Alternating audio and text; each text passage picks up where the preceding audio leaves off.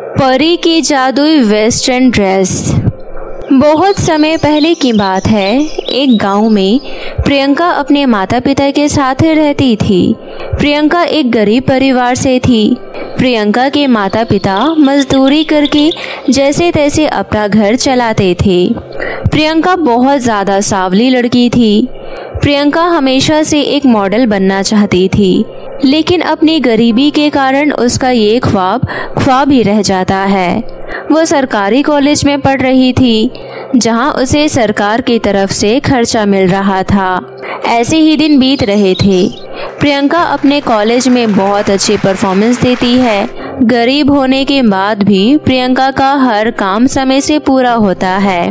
प्रियंका हमेशा अपने हर प्रोजेक्ट समय से पहले पूरे करके देती है। वहाँ पढ़ रही सभी लड़कियाँ प्रियंका के टॉप आने से जला करती थी। गरीब होने की वजह से हमेशा साधारण कपड़े पहनती और उसकी क्लास की लड़कियाँ उसे चिढ़ाया करती। देख जरा इसके जलवे तो देख, हमेशा ऐसी पागल सी बनी घूमती फिरती रहती है और पता नहीं जैसे इसने अपना दिमाग बुक्स के बीच में रख दिया हो और भूल गई हो। इसका दिमाग इतना तेज चलता है कि इसने हम सबको पीछे कर रखा है और क्लास के सभी टीचर्स इससे बहुत खुश रहते हैं। और इसकी क्लास में टॉप आने की वजह से मैं कितना भी पढ़ लूं फिर भी मेरे नंबर बहुत कम आते हैं। इसके तेवर देखकर तो ऐसा लगता है जैसे खाने को दौड़ रही हो। अगर ऐसा ही चलता रहा तो ये हमारा जीना हराम कर देगी। एक तो काली है, ऊपर से टॉपर। हमारे कॉलेज के लड़के हमें देखना भी बंद कर देंगे इस टॉपर की वजह से। हमें इसकी अकल ठिकाने लगानी ही पड़ेगी। क्लास की लड़कियां हमेशा प्रियंका के लिए उल्टी सीधी बातें कर रही होती है, लेकिन प्रियंका हमेशा अपने आप से मतलब रखती है और अपनी पढ़ाई पर गौर करती है। ऐसे ही दिन बीत रहे होते हैं। एक दिन कॉलेज में एडवर्टाइजमेंट हो रही होती है, जहां कॉलेज की सभी लड़कियां एडवर्टाइजमेंट देखकर बहुत खुश होती है। एडवर्टाइजमेंट ये होती है कि आने वाले एक हफ्ते बाद दूर के एक सरकारी कॉलेज में एक फेस्ट ऑर्गेनाइज हो रहा होता है, जो उनके कॉलेज को इनवाइट करता है, जहां दूसरे कॉलेज के सभी बच्चे पार्टिसिपेट कर सकते हैं। कॉलेज में कॉलेज के बच्चे बहुत खुश होते हैं और एक दूसरे से फेस्ट में पार्टिसिपेट करने की बात करते हैं, क्योंकि दूसरे कॉलेज में होने वाला फेस्ट कोई साधारण फेस्ट नहीं था। उसमें दूर दूर से बहुत फेमस जजेस आने वाले थे, जो बेस्ट दिखने वाली लड़कियों को सिलेक्ट करके अपने साथ अपने फील्ड में ले जाएंगे और वहां जाकर उन्हें एक बड़ी मॉडल बनाएंगे। सभी लड़कियां बहुत खुश थी। बहुत सी लड़कियों का ये सपना था और उन सब में से एक प्रियंका भी थी, जो मॉडल बनना चाहती थी। प्रियंका को देखकर कुछ लड़कियां पास में खड़ी उसका मजाक उड़ाती है और कहती है अरे तेरी जैसी काली के लिए ये फेस्ट नहीं बना और ना ही तुझे जजेस देखेंगे। तू तो वहाँ जाइयो भी मत, वरना सभी बच्चे डर के भाग जाएंगे। बच्चे भी नहीं, जजेस भी भाग सकते हैं और फिर हमारा सिलेक्शन कैसे होगा? प्लीज यार, कृपया करके हमारे बारे में तो सोचो, क्योंकि हम तो साफ सुथरे होने के बाद भी अगर सिलेक्ट नहीं हुए तो हमारे साथ नाइंसाफी होगी। तुम सभी लड़कियां मुझे इतना भला बुरा क्यों कहती रहती हो? तुम्हारी जुबान नहीं थकती क्या? सभी लड़कियां प्रियंका का मजाक बनाती है और फिर वहां से हंसते हुए चली जाती है। प्रियंका उन सब की बात सुनकर बहुत ज्यादा बुरा मानती है। प्रियंका बड़बड़ाते हुए अपने घर चली जाती है और घर जाकर अपनी माँ को सब कुछ बताती है। प्रियंका की माँ प्रियंका की बातें सुनकर कहती है, बेटा मैं जानती हूँ कि तू हमेशा से ही मॉडल बनना चाहती है, लेकिन तुझे लगता है हम मजदूर होने के बाद तुझे एक मॉडल बना सकेंगे? जरा सोच कर देख, ये कहीं से भी पूरा नहीं हो सकेगा। हमारी इस गरीबी में हम तुझे महंगे महंगे कपड़े, महंगे महंगे जूतियाँ चप्पल कहाँ से दिलाएंगे? लेकिन ठीक है, अपने पिताजी से एक बार बात करके देख। अगर वो तुम्हारी बात मान जाते हैं तो मुझे कोई एतराज नहीं। ठीक है माँ, जैसा आप कहो। प्रियंका अपने पिताजी के आने का इंतजार करती है और फिर थोड़ी देर बाद शाम होती है। उसके पिताजी घर आते हैं और घर आते ही प्रियंका सबसे पहले अपने पिता को सब कुछ बताती है। वो हमेशा से चाहते थे कि वो अपनी बच्ची के हर सपने को पूरा करे, लेकिन उनकी गरीबी होने की वजह से अपनी बेटी का कोई भी सपना पूरा नहीं कर पाते। लेकिन उनको प्रियंका की बातें सुनकर हिम्मत मिलती है और वो हाँ कर देते हैं। आज कई सालों बाद तुम्हें अपना सपना पूरा करने का इतना सुनहरा मौका मिला है। तुम इस सुनहरे मौके को कभी भी मत गंवाना बेटी। मैं तुम्हारे लिए हर कोशिश करूँगा और मैं तुम्हें इस फेस्ट में जितवा कर रहूँगा। थैंक यू पिताजी, आज आपकी वजह से मेरा पुराना सपना पूरा हो जाएगा। मैं हमेशा से ही मॉडल बनना चाहती थी, लेकिन हमारी गरीबी ने मुझे कभी भी आगे नहीं बढ़ने दिया। आज मेरा सरकारी कॉलेज इतना सुनहरा मौका दे रहा है और मैं इस मौके को हासिल करके रहूंगी। प्रियंका के पिता हमेशा से प्रियंका को आगे बढ़ाना चाहते थे और अब वो सुनहरा मौका मिलने के बाद वो प्रियंका को सपोर्ट करते हैं और उसे आगे बढ़ने के लिए कहते हैं। प्रियंका बहुत खुश होती है और फेस्ट में पार्टिसिपेट करने के लिए तैयारियां शुरू करती है और ऐसे ही दिन बीत रहे थे। फेस्ट से एक दिन पहले सभी लड़कियां अपना अपना सामान कॉलेज के मॉडलिंग आर्टिस्ट को दिखाती है। सबकी तरह प्रियंका भी अपना सामान लेकर आती है, लेकिन प्रियंका के पास गरीबी के कारण सिर्फ एक सुंदर सा ड्रेस होता है। उसके अलावा उसके पास कुछ भी नहीं होता, जिसे देखकर आर्टिस्ट कहता है, प्रियंका, तुम्हें पार्टिसिपेट करने के लिए बहुत सारी चीजों की जरूरत है। ये ड्रेस जो तुम लाई हो वो तुम्हें कभी भी नहीं जितवा सकती और तुम्हारे सारे मेकअप चीप क्वालिटी के हैं। अगर तुम अच्छी मेकअप क्वालिटी का मेकअप ले आओगी तो तुम बाकी मॉडल्स की तरह ही दिखोगी। सर, कृपया करके आप बाकियों का मेकअप इस्तेमाल करके मुझे तैयार कर दीजिए और मैं फिर अपनी बेस्ट परफॉर्मेंस दूंगी। लेकिन मैं गरीब होने के कारण ये सब चीजें नहीं ला सकती। अगर मेरी टीम मुझे सपोर्ट कर दे तो मेरा काम बन जाए। पास में खड़ी लड़कियां सब प्रियंका की बात सुनकर जोर जोर से हंसने लगती है और हर कोई उससे बहुत जलता है, इसलिए उसकी कोई भी मदद नहीं करता। फिर प्रियंका थक हार कर कॉलेज से वापस अपने घर चली जाती है। चलते चलते वो अपने फेस्ट के बारे में सोचती हुई एक पत्थर पर बैठ जाती है और अपने आप से ढेर सारी बातें करती है। काश मेरा रंग साफ सुथरा होता और मैं बाकी लड़कियों की तरह हंसती खेलती, कोई भी मेरा मजाक नहीं उड़ाता। लेकिन आज मेरे सांवले रंग की वजह से सभी मेरा मजाक उड़ाते हैं और सभी मुझे भला बुरा कहते हैं। काश मैं अमीर होती तो मुझे ये सब देखने की जरूरत ही ना पड़ती। अब मैं कैसे इस फेस्ट में पार्टिसिपेट करूंगी और कैसे मैं अपनी जीत हासिल करूंगी। मैंने सोचा था मैं जीतने के बाद जो भी पैसे कमाऊंगी वो मैं अपने माता पिता को दूंगी और अपने माता पिता के लिए एक बड़ा सा घर बनवा लूंगी। ये सारे सपने मेरे सपने ही रहेंगे। काश कुछ चमत्कार हो जाए और सब कुछ ठीक हो जाए। प्रियंका उस पत्थर पर बैठकर ये सब बातें कर ही रही होती है कि तभी बादलों में एक परी वहाँ से गुजर रही होती है। परी प्रियंका को रोता हुआ देखकर वहाँ रुक जाती है और फिर प्रियंका के सामने आती है। घबराओ मत प्रियंका, मैं परी हूँ। मैं परी लोक से उतरकर नीचे घूमने आई थी, लेकिन मैंने तुम्हें रोता हुआ देखा तो मैं तुरंत बादलों से उतर गई और तुम्हारे पास आ गई। बताओ तुम्हें क्या प्रॉब्लम है, तुम क्यों रो रही हो? मेरे माता पिता बहुत गरीब हैं और मैं हमेशा से एक मॉडल बनना चाहती थी और कल ही मेरे कॉलेज में फेस्ट है जहाँ पर दूर दूर से जजेस आएंगे और जो भी सुंदर लड़की उन्हें पसंद आएगी उसे अपने साथ ले जाकर अपनी फिल्मों में एक अच्छी मॉडल बनाएंगे और मैं मॉडल बनने के बाद अपने माता पिता की सहायता करना चाहती हूँ। मजदूरी करके किसी तरह हमारा घर चल रहा है। चिंता मत करो प्रियंका, मैं परी लोक से तुम्हारे पास तुम्हारी मदद करने आई हूँ और अब तुम्हें मॉडल बनने से कोई नहीं रोक सकता। ये लो जादुई वेस्टर्न ड्रेस। ये जादुई वेस्टर्न ड्रेस है।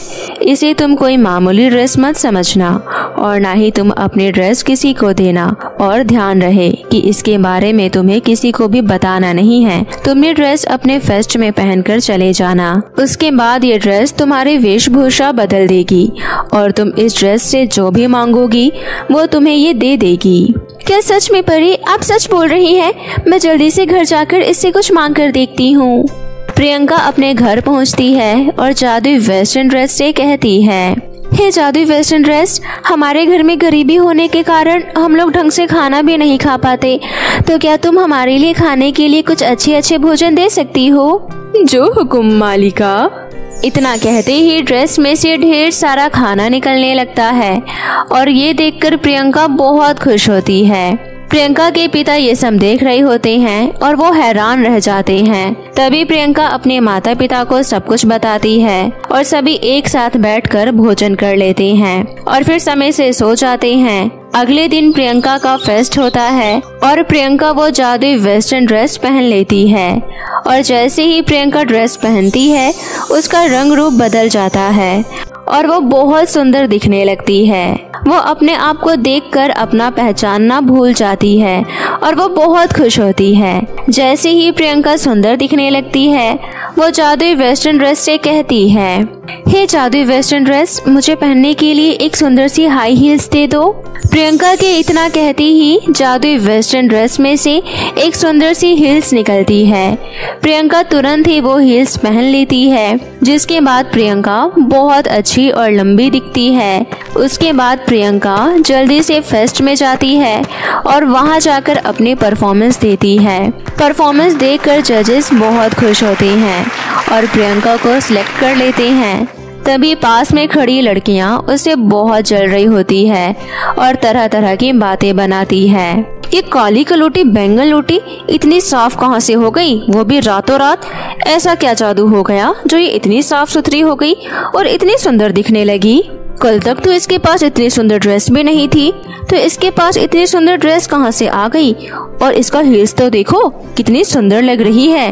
वहाँ की लड़कियाँ ये सब बातें कर रही होती है कि तभी जजेस प्रियंका को बहुत सारा कैश इनाम में देते हैं और उसे अपने साथ अपने फील्ड में ले जाने के लिए ऑफर देते हैं। प्रियंका ये सुनकर तुरंत हाँ कर देती है और उनके साथ उनकी फिल्म में काम करने लगती है।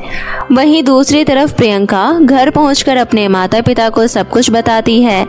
सारी बातें सुनकर प्रियंका के माता पिता बहुत खुश होते हैं और प्रियंका सारा इनाम अपने माता पिता को देती है। और इतने सारे पैसे एक साथ देखने के बाद प्रियंका के पिता कहते हैं, मुझे हमेशा से अपनी बेटी पर गर्व रहा है और वो हमेशा मेरा नाम रोशन करती आई है और आज भी उसने मेरा नाम रोशन कर दिया। प्रियंका के माता पिता बहुत खुश होते हैं और अब प्रियंका एक मॉडल बन जाती है और फिर उसी फील्ड में कई सालों तक काम करती है और जादुई वेस्टर्न ड्रेस की सहायता से अपने माता पिता को बहुत अच्छा घर लेके देती है। और अब उनके पास कोई कमी नहीं थी। प्रियंका जहां काम कर रही थी वहीं उसके माता पिता रहते थे और सभी हंसी खुशी अपनी जिंदगी जीने लगते हैं। जादुई सोने के बाल और लोक परी का जादू। गांव में एक परिवार रहता था। उस परिवार में 4 लोग रहते थे। परिवार में माता पिता और उसकी 2 बेटियां थी। उनमें से एक बेटी सौतेली थी जिसका नाम रूपल था और उसकी सगी बेटी का नाम सलोनी था। उसकी माँ का नाम अंजू था। एक बार की बात है, अंजू सिर्फ अपने पति के सामने ही अपनी सौतेली बेटी को प्यार दिखाती, वरना पीठ पीछे तो वो उसकी बहुत बुराई करती थी क्योंकि उसके सर पर घने बाल और अच्छे बाल थे, जिसकी वजह से वो उससे बहुत चिढ़ती थी और ये चाहती थी कि उसकी अपनी सगी बेटी के सिर पर भी ऐसे सुंदर बाल हो जाए।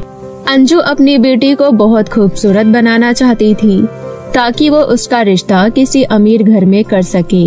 दोनों माँ बेटी रूपल से जलते थे क्योंकि वो दिखने में भी बहुत सुंदर थी। देखते ही देखते कुछ समय बीत गया और उसके पिता का एक एक्सीडेंट में देहांत हो गया। अब उसके पिता के देहांत के बाद ही अंजू अपने असली रूप में आ गई और वो पहले से भी ज्यादा रूपल पर जुल्म करने लगी। उसे घर का सारा काम करवाती और उसे बहुत ताने देती रहती और उसे बहुत खरी खोटी सुनाया करती थी, जिसकी वजह से रूपल बहुत दुखी रहती थी और उसे हर समय अपने माता पिता की याद आती रहती थी। एक बार की बात है, रूपल बाजार से सब्जी लेने अपने घर की ओर आ रही थी। तभी उसे एक लड़का देख लेता है। उसका नाम सुमित था, जो गांव के जमींदार का लड़का होता है। वो उसका चेहरा तो नहीं देख पाता पर उसके सुंदर बाल देख लेता है। अब कुछ समय बाद वो घर आ जाती है और वहीं दूसरी ओर जमींदार का लड़का चिंता में पड़ जाता है कि वो खूबसूरत लड़की उस गांव में कौन थी। सुमित अपने नौकरों को बुलाता है और कहता है, सुमित, आप लोग सब ध्यान से सुनो। आज मैंने एक लड़की को देखा। उसके बाल बहुत सुंदर थे और वो दिखने में भी बहुत अच्छी लग रही थी और मैंने उसका चेहरा पर ठीक से नहीं देखा। क्या आप लोग पता लगा सकते हैं वो कौन है? मालिक, हमें पता है। आपने किसको देखा होगा? गांव में एक ही सबसे ज्यादा सुंदर लड़की है।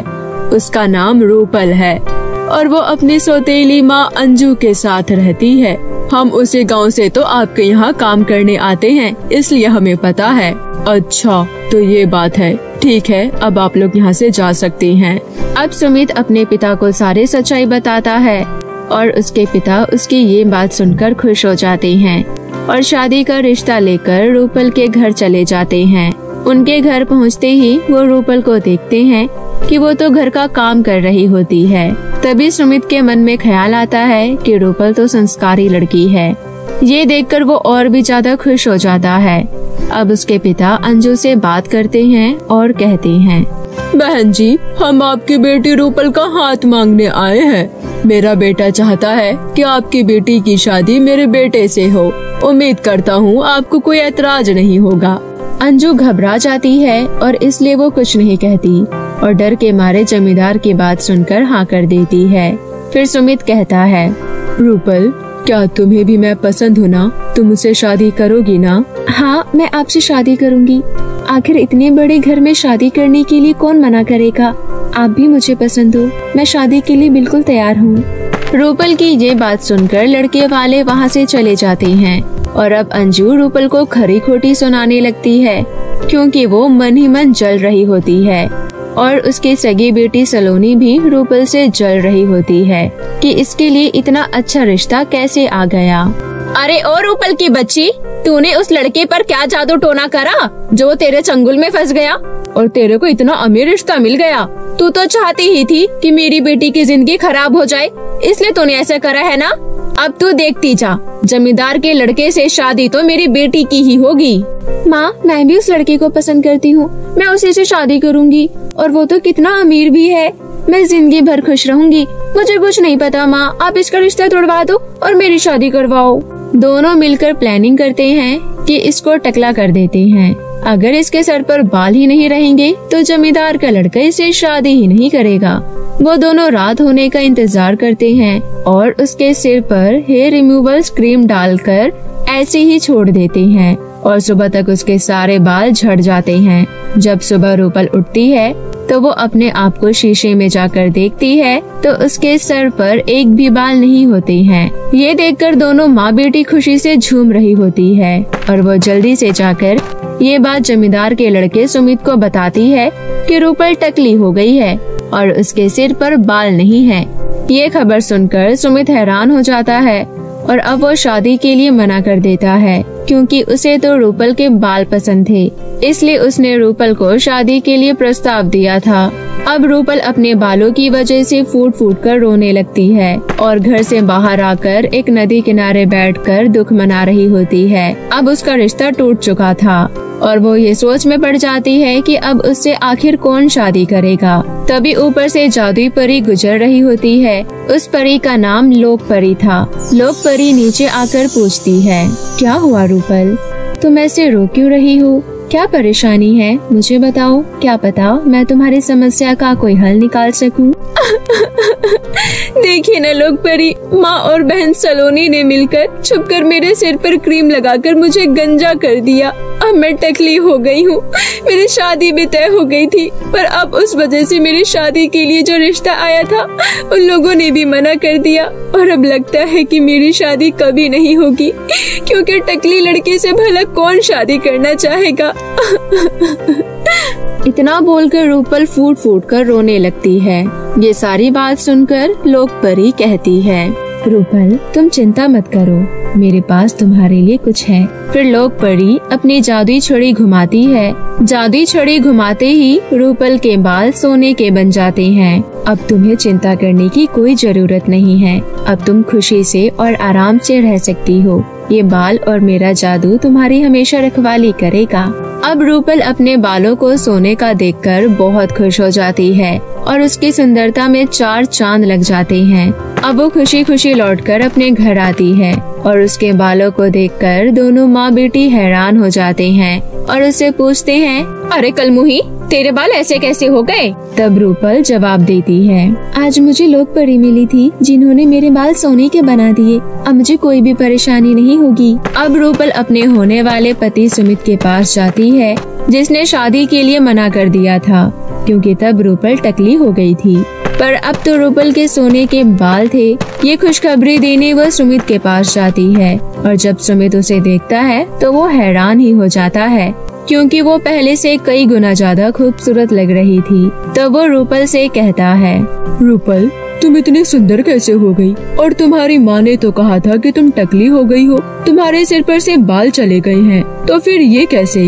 हाँ, ऐसा ही हुआ था, पर अब सब कुछ ठीक है और लोक परी ने मेरे बाल सोने के बना दिए हैं। रूपल, तुम मुझे माफ कर दो। मैंने शादी के लिए बिना सोचे समझे मना कर दिया था क्योंकि मुझे तुम्हारे बाल बहुत ज्यादा पसंद थे। अब तुम्हारे बाल वापस आ गए हैं, क्या तुम मुझसे शादी करोगी? हाँ, मैं आपसे शादी करने के लिए बिल्कुल तैयार हूँ क्योंकि मैं आपको बहुत पसंद करती हूँ। फिर जल्द ही रूपल और सुमित की धूमधाम से शादी हो जाती है और वो दोनों साथ साथ रहने लगते हैं।